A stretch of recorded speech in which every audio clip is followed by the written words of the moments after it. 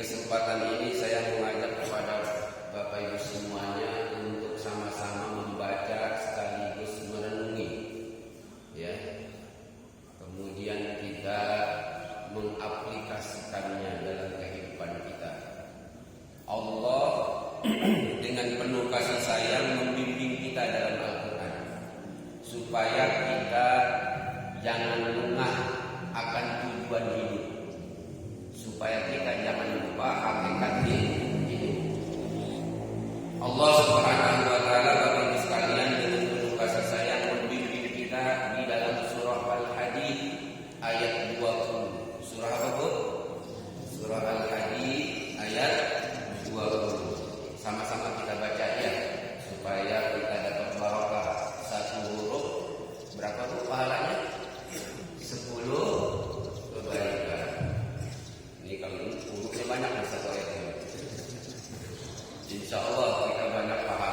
dan pahalanya dianugerahkan Allah kelipatan sejumlah orang yang hadir. Insya Allah. Ya, sama-sama Bapak Ibu sekalian ya. A'udzu billahi minasy syaithanir rajim. Ya, 1 2. A'udzu billahi minasy syaithanir rajim. Bismillahirrahmanirrahim. Bismillahirrahmanirrahim. Ya,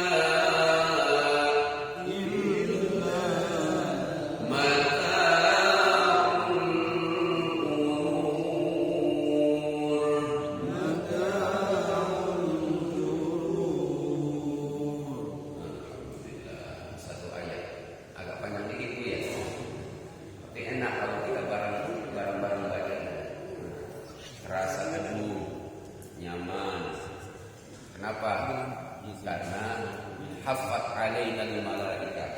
Ya.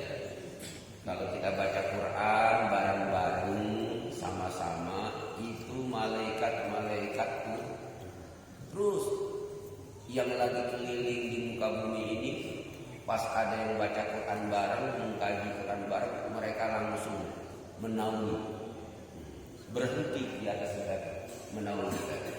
Makanya nazalat alaihim rahmah, maka turunlah rahmat. Rahmat itulah yang membuat kita dalam keadaan sakinah, teduh, tenang.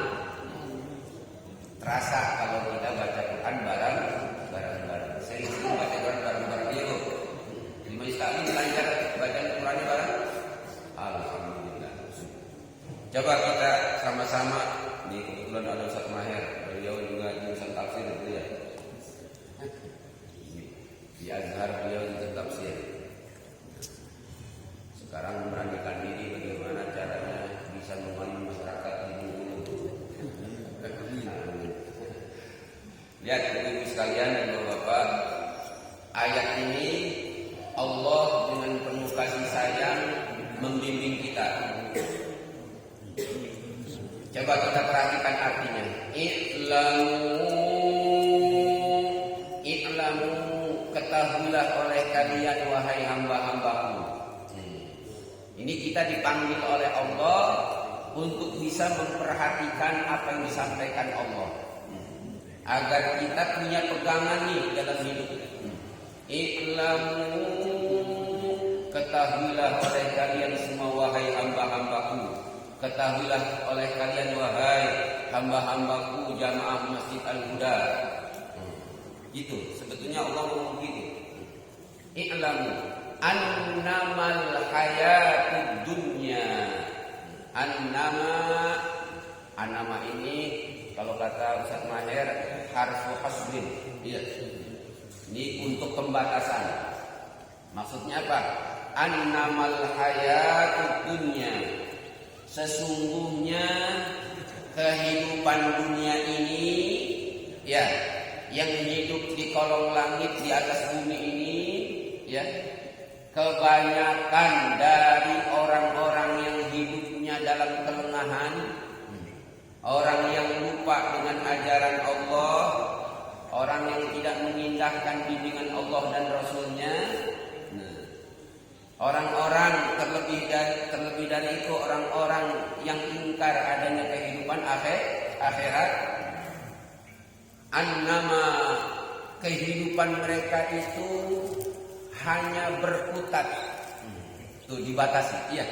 Mereka yang menjadi pikiran mereka itu, yang melandasi perbuatan mereka itu, ya. Orientasi kehidupan mereka itu apa? Mereka itu hanya berkutat, orang-orang yang lengah. Kita disampaikan oleh Allah, jangan sampai kita termasuk apa yang dipaparkan oleh Allah di dalam ayat ini. Dalam kita meniti kehidupan. Apa kata Allah? Orang yang lengah, orang yang lupa hakikat kehidupan, orang yang terlebih lagi yang gak yakin dengan kehidupan yang abadi, yaitu akhirat. Mereka itu, ya, dalam hidup mereka itu la'ibun, menganggap kehidupan ini cuma permainan. Itu cirinya itu, cuma permainan. Pak, permainan itu apa? Orang biasanya kalau hidup menganggap ini permainan, gimana maksudnya? Mereka hanya mementingkan kesenangan sesaat. Ya. Bagaimana Bapakku? Pak, kalau main itu gimana? Pengennya menang. Iya. Jadi yang di pikiran mereka itu hanya berpikir bagaimana caranya menang. Wah, pas bener ini bulan ini. Iya kan? Bagi orang yang lengah akan tujuan hidup, itu biasanya menganggap kehidupan ini aktivitasnya, kegiatannya, tujuannya yang akan diraih hanya sekedar permainan. Karena hanya sekedar permainan, dia lupa akhirat, di pikirannya yang penting gua menang. Bagaimana caranya? Nah itu. Iya. Betul apa benar, Bu? Mestinya dia harus betul-betul memikirkan dampak dari permainannya. Iya, memikirkan dampak permainannya. Nggak boleh menghalalkan segala cara. Harus ada aturan main yang dia harus perhatikan, yang dia harus ikuti.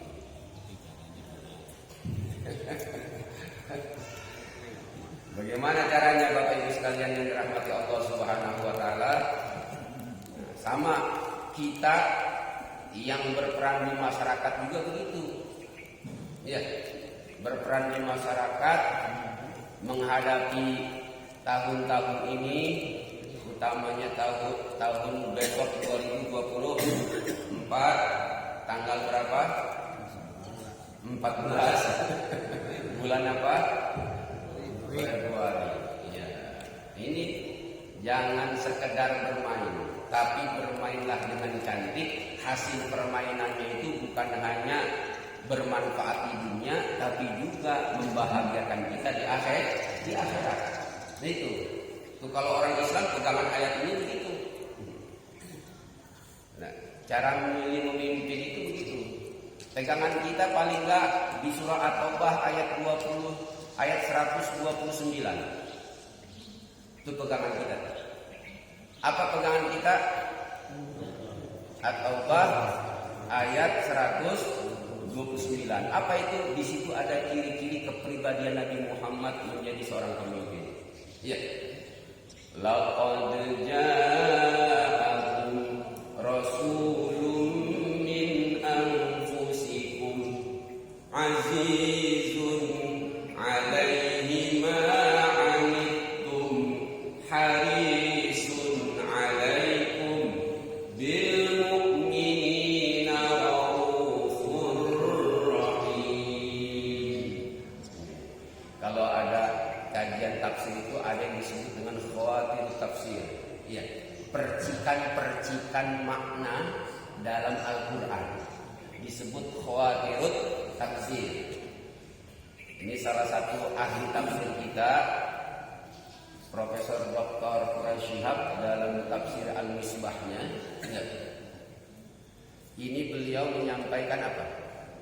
Laqad ja'akum rasulun min anfusikum. Telah datang kepada kalian semua seorang rasul min anfusikum.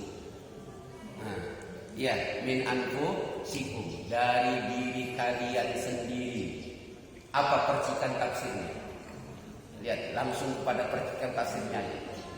Telah datang kepada kalian seorang rasul yang akan memimpin kehidupan kalian semuanya, yang akan membimbing kalian semuanya, yang akan mengarahkan kalian semuanya, ya, dalam kehidupan dunia ini. Min anfusikum, dari diri kalian sendiri. Artinya apa? Artinya pemimpin yang bisa menyelami kehidupan kalian. Pemimpin yang betul-betul merasakan denyut nadi kalian. Gitu. Pemimpin yang bisa merasakan detak jantung kalian. Kalau zaman sekarang lihat gagasannya, begitu. Lihat gagasannya, lihat ide-idenya.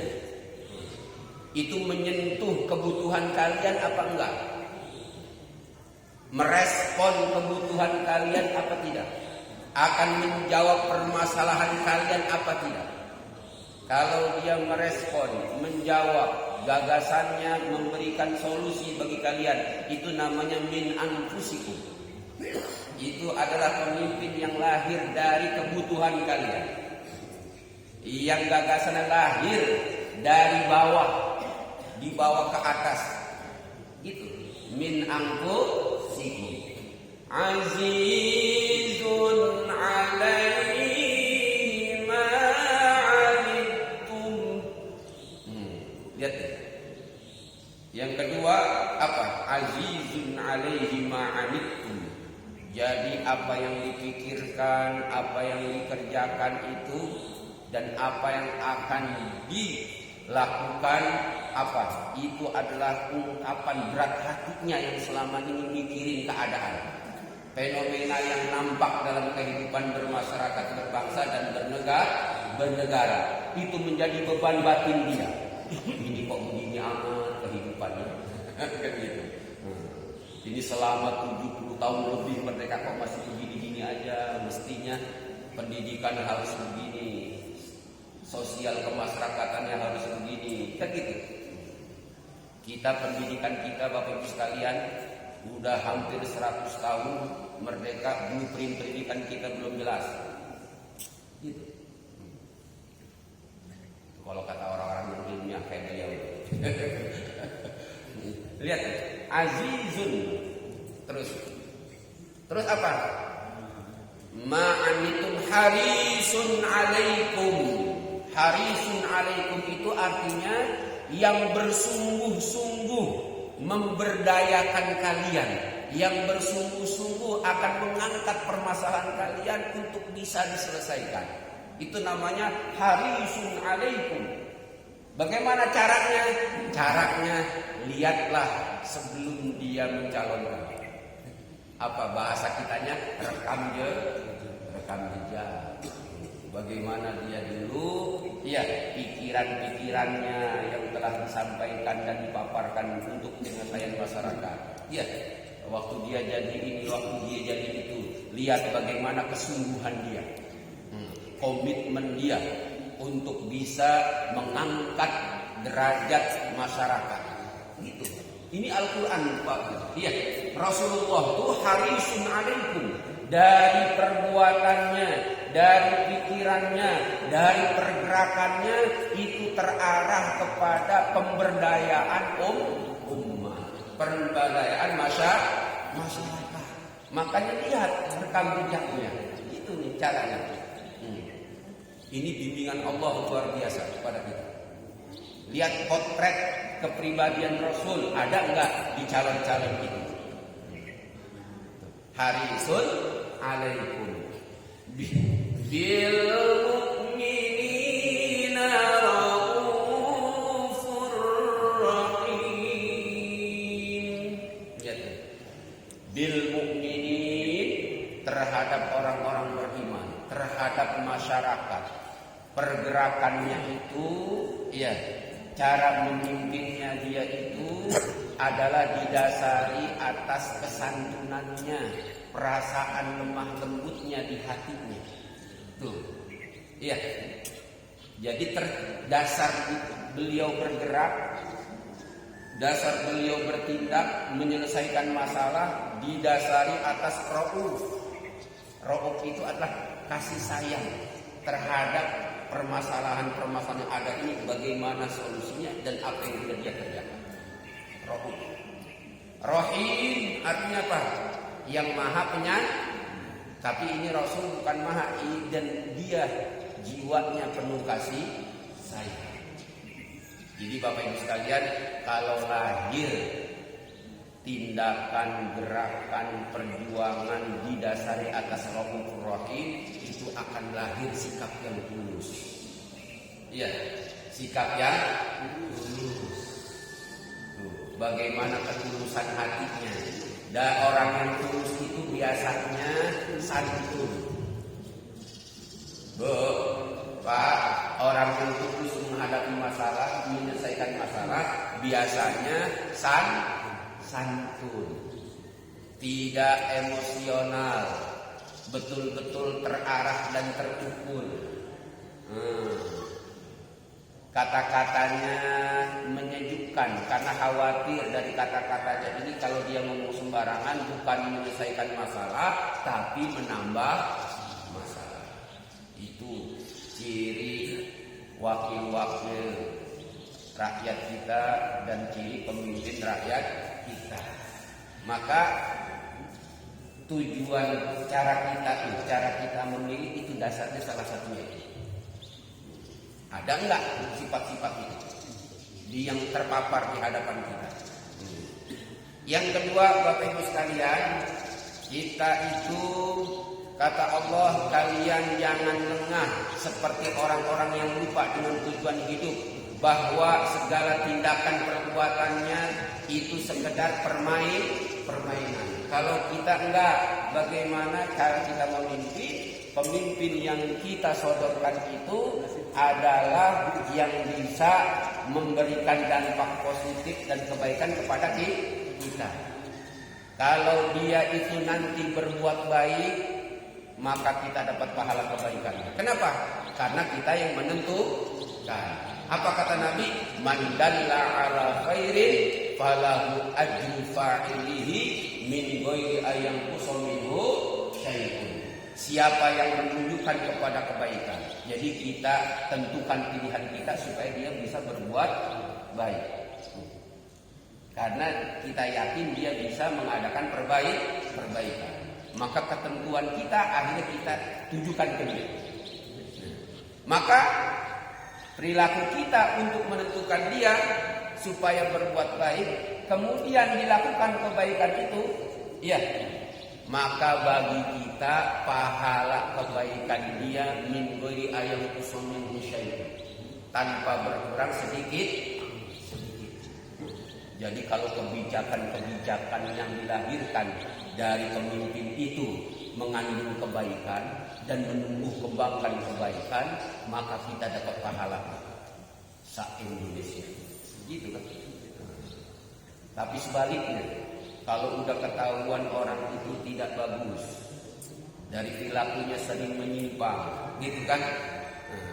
Nggak jelas. Maka kalau dia tetap kita pilih, kita jadikan kepercayaan kita untuk dia, maka kalau dia berbuat dosa ketika memimpin, kebijakan-kebijakan yang mengandung kerusakan bagi kebanyakan orang yang dipikirkan hanya dirinya dan kelompoknya, maka kita dapat dosa keputusan dan kebijakannya. Kalau dia enak dari koruptor dapat, dari korupsi dapat duit, kita dapat dosanya doang. Mau gitu?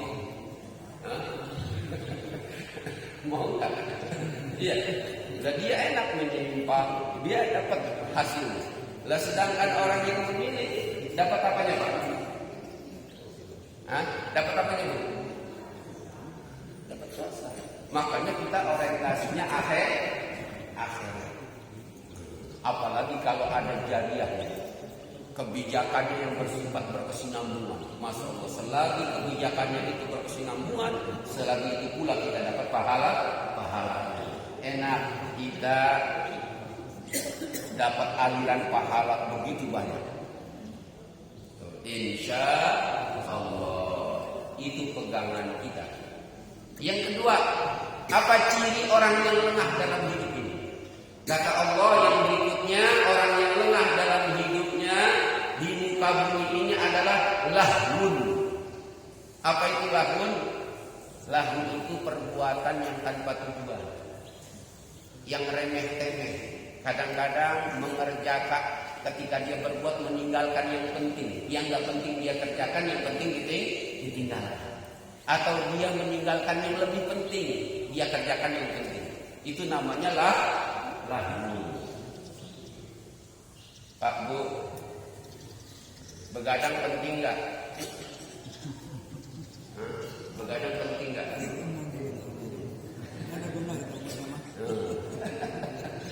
Jawabannya ada di lagu Roma Irama. Begadang boleh saja kalau ada. Iya. Umur udah pensiun. Iya. Umur udah pensiun. Maka yang terpenting bagi kita itu bukan begadang. Begadangnya ada tujuan. Udah usia pensiun. Jadwal sisteming bukan, tapi masih nongkrong di tempat sisteming. Penting nggak? Iya. Itu namanya nggak penting. Ngabisin waktu, meninggikan darah, membuat pasangan hidup kita marah. Mau dikasih tahu tua. Itu namanya lahun. Tapi kalau punya kepentingan, Iya, untuk mengamankan wilayah sambil dia supaya nggak ngantuk, ya bermain, gitu kan? Mainnya cuma sekedar menahan ngantuk. Ketika ada orang yang berbuat jahat, akhirnya nggak jadi, karena ada yang nongkrong. Gitu. Maka Bapak Ibu sekalian, Allah berpesan di ayat ini kepada kita, maka sebisa mungkin berbuat berdasarkan asas manfaat. Ya, semuanya berdasarkan asas manfaat. Maka kata Rasul bimbingannya gimana Pak? Min husni islamil mar'i tarkuhu ma la ya'nihi. Tanda dari bagusnya Islam seseorang itu, bagusnya pemahaman Islam seseorang itu, bagusnya keyakinan seseorang kepada ajaran Islam itu, tarkuhu ma la ya'nihi. Dia meninggalkan apa yang tidak menjadi kepentingannya. Nabi itu bimbing kita begitu Pak. Iya, min husni islamil mar'i, tanda dari cakepnya Islam seseorang, tanda dari bagusnya seseorang itu mengamalkan Islam, tarkuhu, dia meninggalkan malah yang ini, apa yang tidak menjadi kepentingan, apa yang tidak jadi manfaat bagi diri ini tinggalkan. Ini hadis luar biasa, bimbingan hidup bagi kita semuanya. Terus apa? Oke. Wazina, tanda ketiga. Ini jangan sampai ada pada diri kita. Tanda ketiga adalah orang yang lengah dalam kehidupan dunia itu fokusnya adalah zina. Apa itu zina? Zina itu artinya berhias. Berhias. Tujuannya hanya menyenangkan hati aja. Gitu. Bapak Ibu sekalian, segala sesuatu yang dia lakukan bukan berdasarkan kebutuhan, tapi berdasarkan menyenangkan hati. Contohnya banyak Bapak Ibu sekalian. Contohnya mohon maaf, misalnya ada orang aktivitasnya sedikit, ya. Akhirnya apa? Dia, mohon maaf, lihat Bapak Ibu sekalian, berapa banyak orang di hari tuanya banyak yang nyesel dia bangun rumah 2 lantai. Halo, Bu, berapa banyak orang pas pensiun itu nyesel dia punya rumah 2 lantai. Anak-anaknya udah masing-masing punya rumah, iya.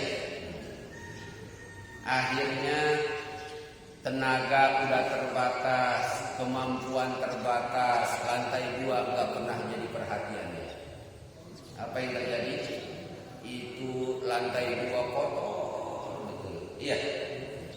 Karena usia udah tua, nggak kuat nyapu lagi. Akhirnya apa? Jarang dilongok, jarang dilihat. Karena berbulan-bulan nggak nongok dan dilihat, akhirnya kalau malam seperti orang banyak lari-lari. Ada yang betul. Kenapa? Ada penghuni baru. Lihat. Maka orang yang hidupnya tidak lengah ketika di hari tuanya, ya, maka 2 lantainya diapakan? Dia ingat waktu dia kuliah dulu. Waktu kuliah kadang-kadang dikirimin duit, kadang-kadang enggak. Iya. Kadang-kadang lancar bayar semesteran, kadang-kadang enggak. Kalau gitu di lantai 2 supaya terawat, supaya bersih. Iya. Saya carilah. Mudah-mudahan ada mahasiswa yang butuh tempat tinggal. Atau sanak kita yang jauh, iya, yang di dusun. Siapa yang butuh tempat tinggal? Supaya rumah bersih, ada yang nempatin, iya. Supaya manfaat, maka dipanggillah keluarga dia yang sedang kuliah. Sekarang musim zaman WA, ya, grup WA. Ada nggak keluarga yang butuh tempat tinggal? Ini rumah sayang kosong, lantai 2 nggak ada yang nempatin.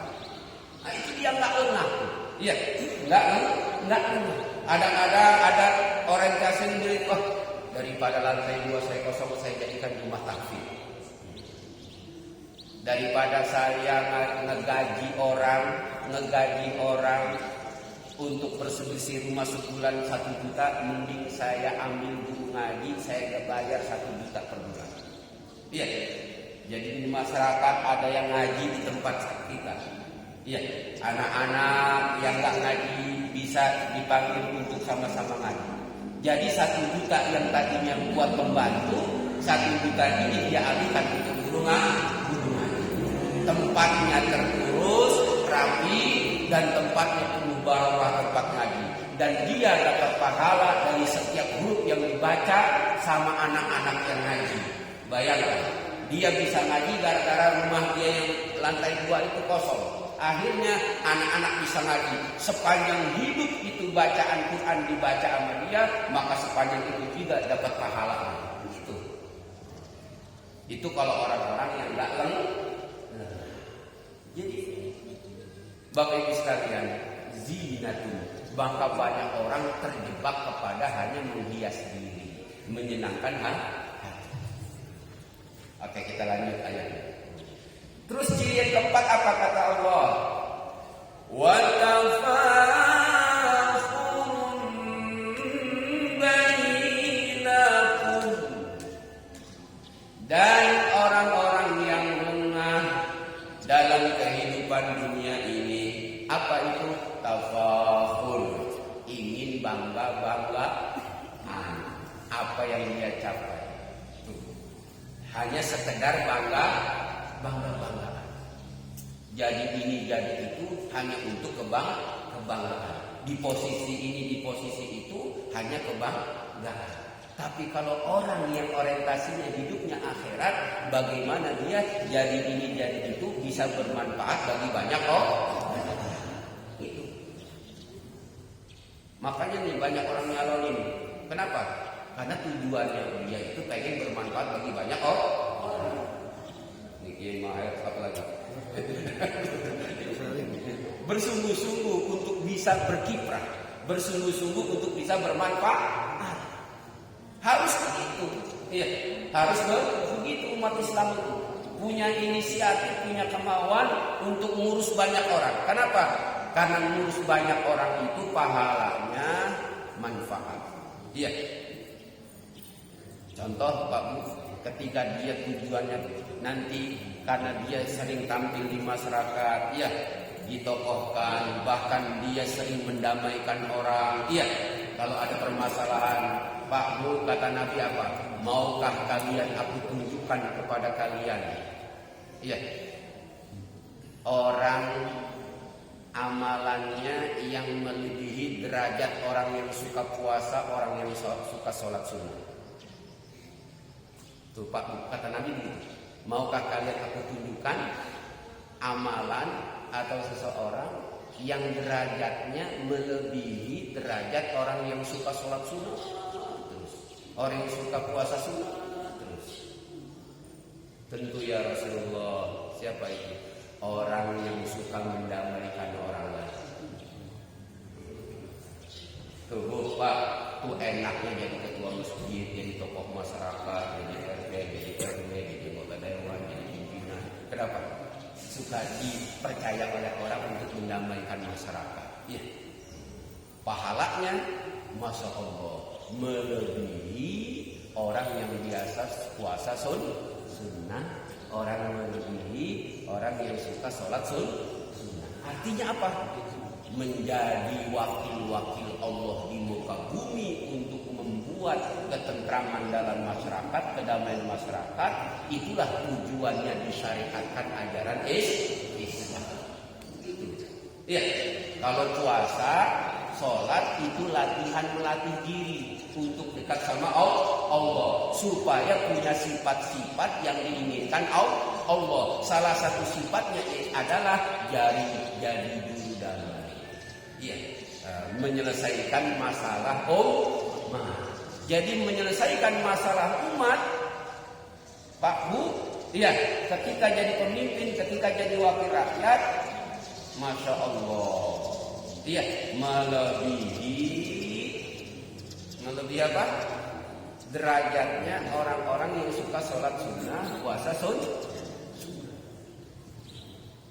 Enak gak Pak? Enak. Makanya berebut jadi tua, jadi pimpinan. Ya, karena itu dia. Nah, kita dorong, maka kita pilih ke orang-orang yang bisa mewujudkan itu. Gitu kan? Masya Allah. Jadi bukan untuk bangga-banggaan, tapi tujuannya untuk mengabdi, untuk berkiprah di masyarakat. Terus lanjutnya. Wa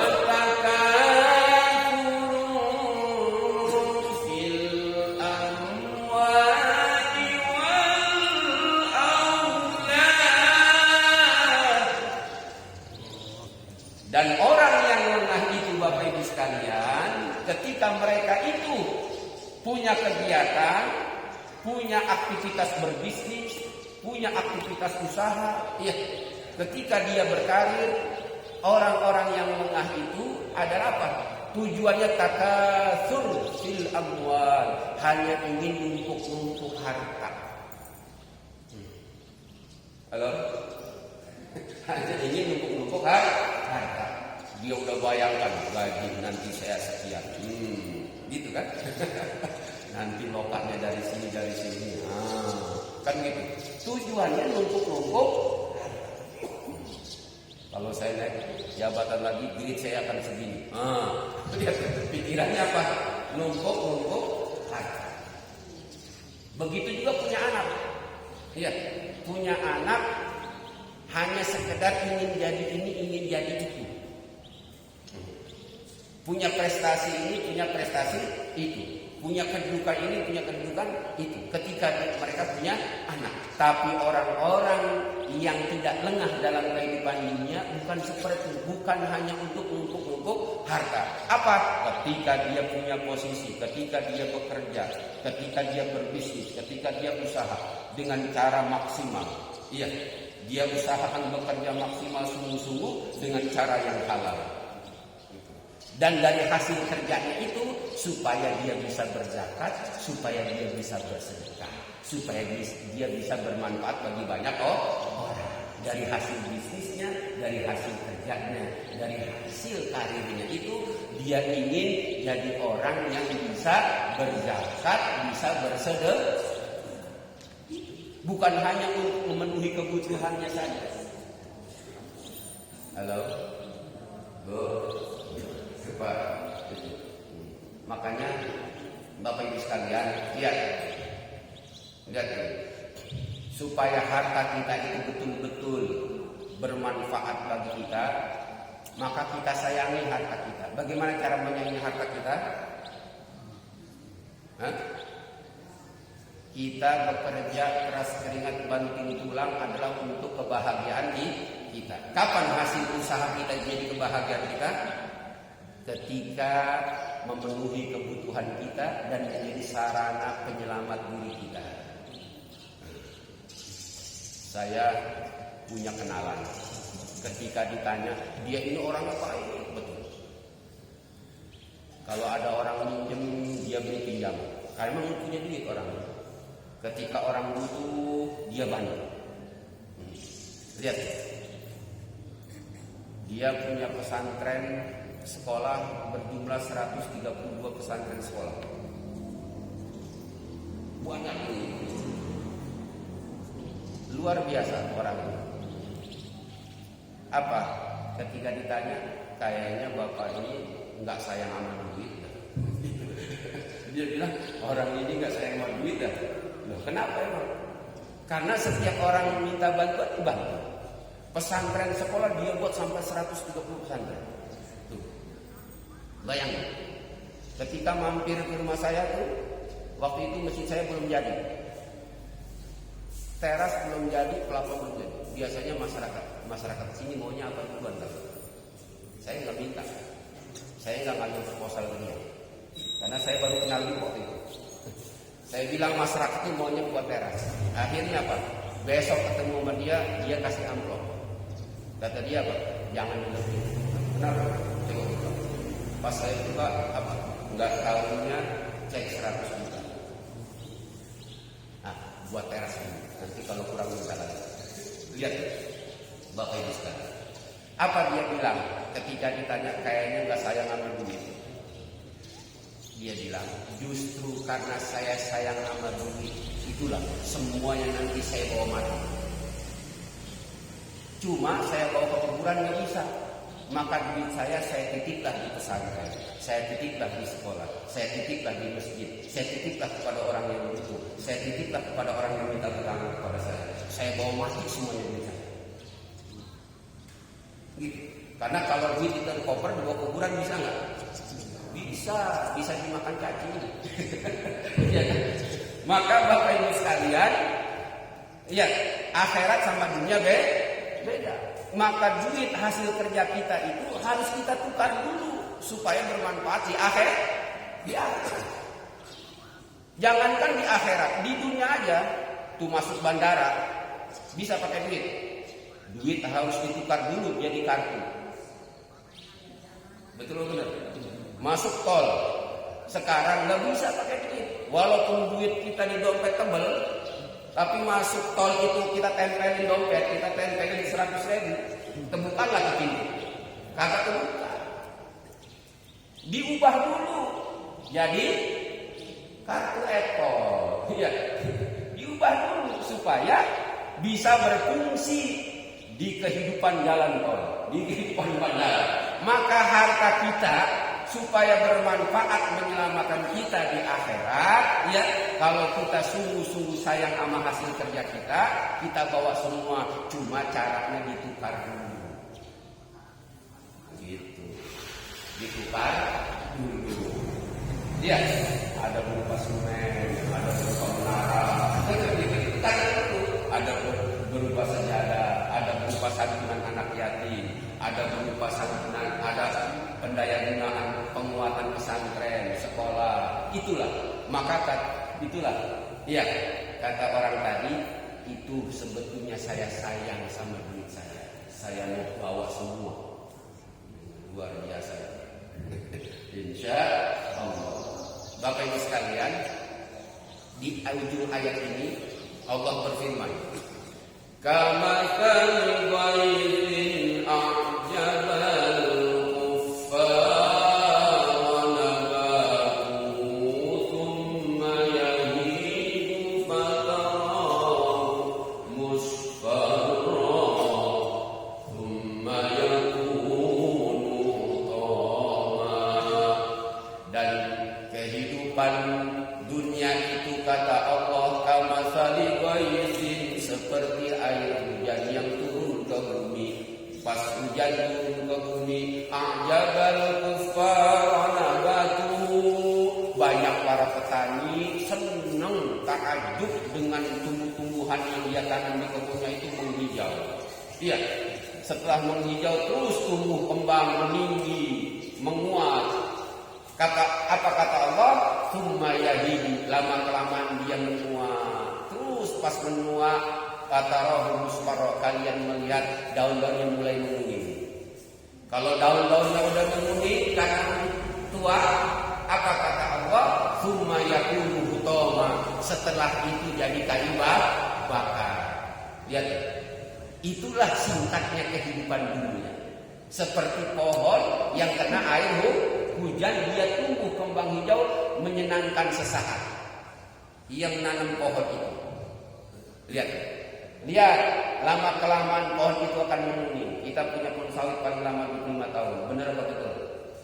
Iya kan? Setelah itu dia menguning, kemudian jadi kayu bakar. Secepat itu kehidupan Bapak Ibu sekalian. Maka apa kata Allah?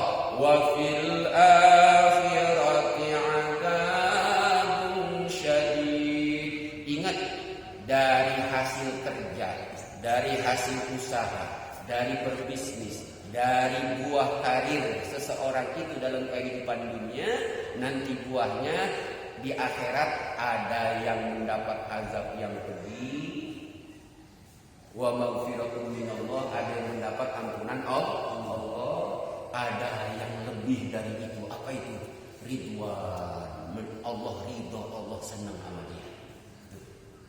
Gitu. Jadi ya karena yang dia pikirin bukan hanya dirinya sendiri. Yang dia pikirin bukan hanya keluarganya, tapi yang dia pikirin adalah masyarakat luas.